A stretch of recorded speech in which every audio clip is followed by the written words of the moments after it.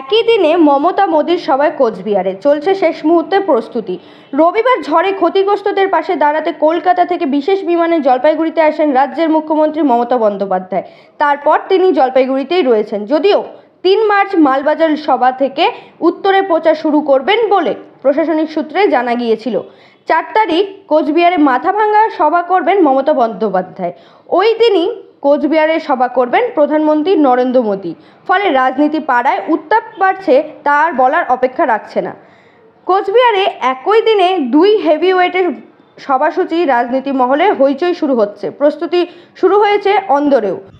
মমতা ও মোদীর সভাস্থলে চলছে শেষ মুহূর্তের প্রস্তুতি। Bureau report, royal Bangla TV.